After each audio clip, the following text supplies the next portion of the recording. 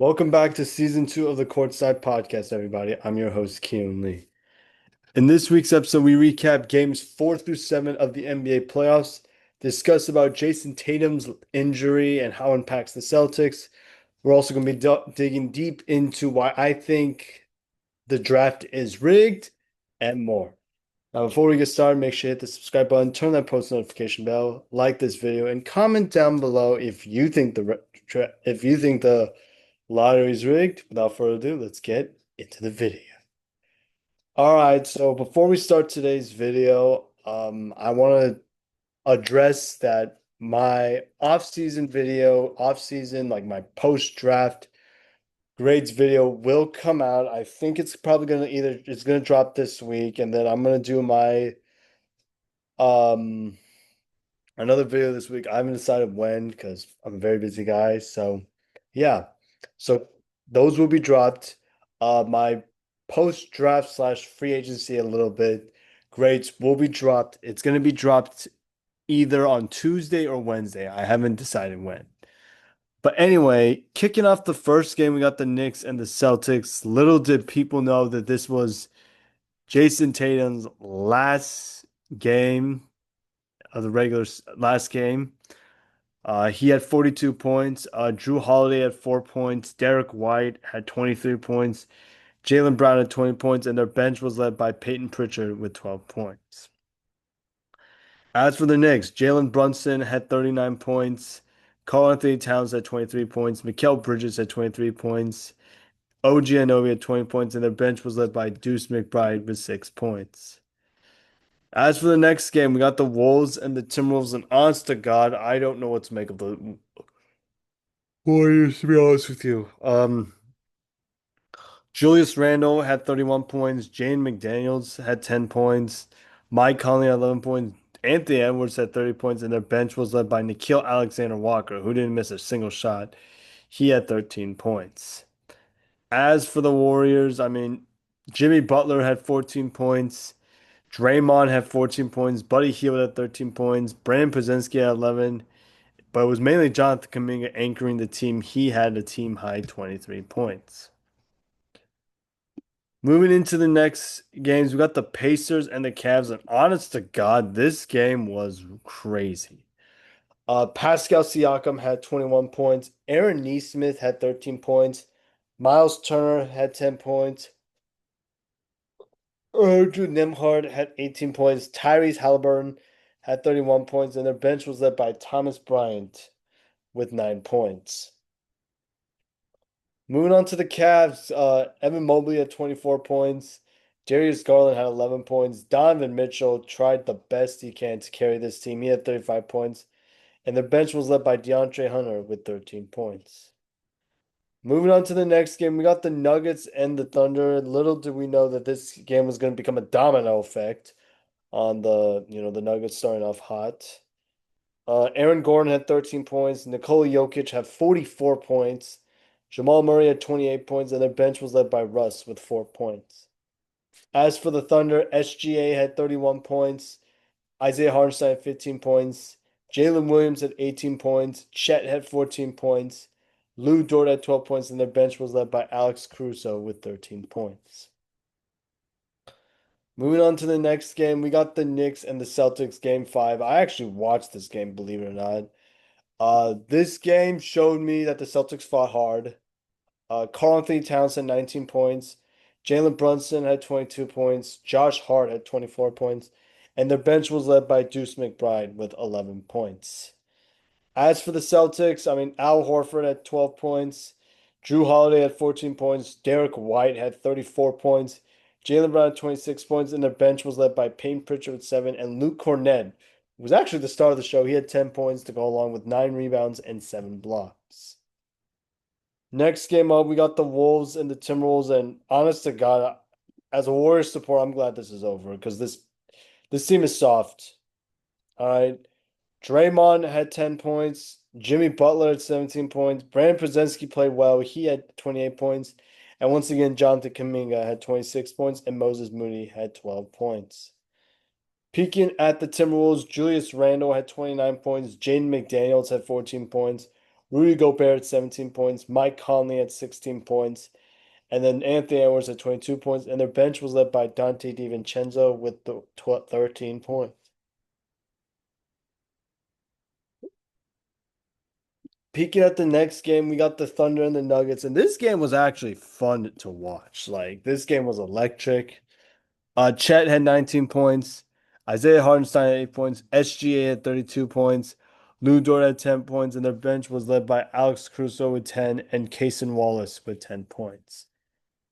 As for the Nuggets, Nikola Jokic had 29 points, Jamal Murray had 25 points, Christian Brown had 23 points, Michael Porter Jr. had 10 points, and their bench was actually led by Julian Strawther with 15 points. Next game we got oh God. We got the Knicks and the Celtics, and I told this to my brother. This was a you got hoed kind of game. Like Jaylen Brown had 20 points. Al Horford had 10 points. Payne Pritchard had 11 points. And that's pretty much it. As for the Knicks, I mean, Mikal Bridges had 22 points. OG Anunoby had 23 points. Cat had 21 points. Jalen Brunson had 23 points. And Josh Hart had 10 points. And their bench was led by Deuce McBride with 10 points. Peeking to the next game, the later game, we got the Nuggets and the Thunder, and this was another you got hoed kind of game. Um, Aaron Gordon had 8 points. Nikola Jokic had 20 points. Jamal Murray had 13 points. Christian Brown had 19 points, and their bench was non-existent. As for the Thunder, Chet had 13 points. Jalen Williams had 24 points. Isaiah Hartenstein had 10 points. SGA had 35 points, and their bench was led by Alex Caruso with 11 points. So that is it for the second round of the NBA playoffs. What did you guys think of it? Let me know in the comments section below. So moving on to our uh, next segment, we're going to be talking about the Jason Tatum injury because I'm pretty sure everyone knows about the injury, but for those that haven't done it, this is what Shams had to said, and if this was very devastating. Like I'm disgusted by it. Um, this is what it is. If you haven't, you probably seen this, but for those that haven't, this is what Shams had to say. Update on Jason Tatum's injury. Kevin, Jason Tatum has suffered a ruptured right Achilles tendon. He already underwent successful surgery to repair the tendon. Today in New York City. Absolutely devastating injury for a player, 27 years old, all NBA caliber player, year in and year out, entering the prime of his career, and a long rehab awaits. And win or lose, with or without Jason Tatum's injury, I'm told the Celtics were going to look into roster changes this upcoming offseason. And this injury only opens up even more potential possibilities because their payroll is approaching $500 million and no Jason Tatum potentially for over a calendar year. We'll see how that rehab goes. But Jason Tatum ruptured Achilles tendon. And in the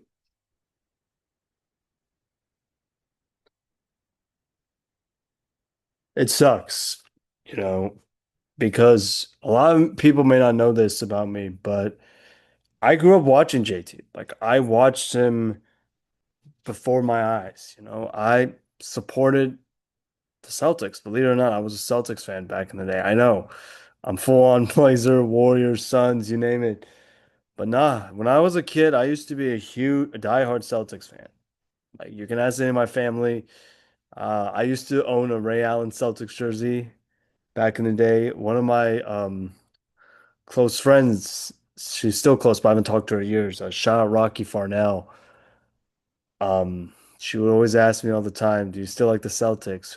Who's your guy?" You know, I used to send her like Celtics score updates. But this sucks. You know, JT, like, and I feel like a lot of people hate the guy, which I find very stupid.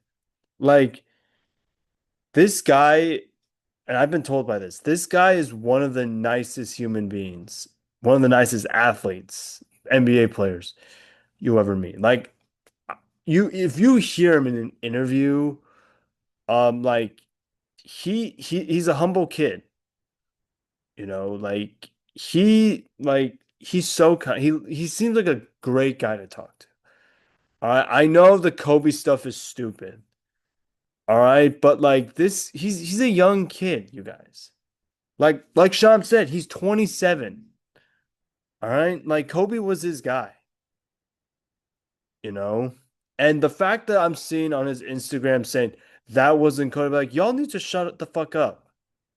All right, that's not a good time to say that to a guy who just suffered the worst injury you can in sports, you know. But yeah, prayers out to JT, man. Hope he comes back stronger than ever. That's all I gotta say. Anyway, moving on to our next segment, we're going to be discussing about the lottery that happened last week. And you can probably tell by like the volume of my voice, I'm a little bit pissed off because this lottery, I'm not going to bullshit you. I'm not going to sugarcoat it.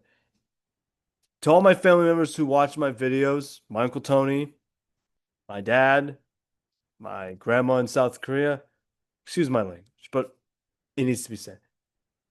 The lottery was fucking rigged. Like, why on earth would you give it to the Mavs after they trade away Luka Doncic? Like, what the hell is that supposed to mean? Like, seriously, you're gonna give it to the freaking Mavs? Like, I know people. I think I saw a comment on YouTube during that week saying we weren't complaining about the Hawks. Yeah, but guess what, doofus? We didn't. There wasn't like a definite number one pick that draft in last year's draft. No one. All right, it was either Zachary Richey and Alex Sarr, and I think those two players are going to be great players in the future. But they weren't a guy like, oh my God, this guy is good and he is sensational, like a Cooper Flack. The fact that the Mavs got him, yeah, I'm salty. I'm pissed off. All right, but that's freaking messed up. All right. Why would you? Why Adam Silver? Why? All right. Was it like you trade Luka Doncic, we'll award you the first round pick? If that actually happened, I'm not gonna sugarcoat it. I will low key throw up. Anyway, that's all I gotta say. Because I'm just so upset right now. I like. I'm not even gaslighting. I am just. Yes, it's been like a week since that's happened. But I just can't wrap my head around it. But anyway, oh, just frustrates me. Anyway, moving on to our next segment, we're going to be digging deep into the conference finals because, as many of you guys know, it's conference finals week. We got the Knicks and the Pacers, and the Thunder and the Wolves. Two series that I never expected to see in the playoffs. Like, I know people are gonna say Knicks Pacers is kind of nostalgic because Reggie Miller is gonna be on the call. Hold on. But anyway, the reason why I say it's kind of rigged, not rigged. The Knicks in the you know, hold on, and is because Reggie Miller's gonna be on the call for the Knicks in this Pacers game, so that's why I said. So anyway, here's who I think is gonna. Here's my keys for each team winning this series. So let's start with the Knicks and the Pacers. I think for the Knicks, they gotta carry that. They got like I don't know how to use this word properly, but they gotta like get rid of the emotional series they had against the Celtics. Now you might be wondering, Kim, why is it an emotional series? People tend to forget this. People tend not people tend to know this. The Knicks were 0-4 against the Celtics in the regular season. All four games were not even close. Let me repeat that. All four regular season games the Knicks had against the Celtics were not even close. All right, I know the Knicks won in the playoffs, but I'm just letting you know. All right, and plus they're a division rival. Like I say this all the time in sports. Anytime you play a division rival in a playoff series, you kind of get a little bit emotional, you know? But anyway, I think for the Knicks, you got all right. And I think if I'm Tibbs, use your depth pieces. If Jalen Brunson, Josh Hart, Mikal Bridges, Cat even, OG, they all get gassed. Because if we saw what happened last time they met, they were all gassed. So that is my key. For the Pacers, just play spoiler. All right. Just be like, we're just here so we don't get fined. They remind me of the Bucks a few years ago. All right. We don't care if we lose. It was an amazing season. But anyway, as for who I'm winning this series, I think this is going in seven.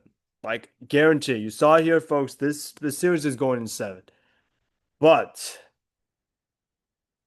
I'm gonna take the Pacers. And I know that sounds crazy, but I really think this Pacers team, like they just beat Milwaukee, and granted, Milwaukee was a mess, but Cleveland.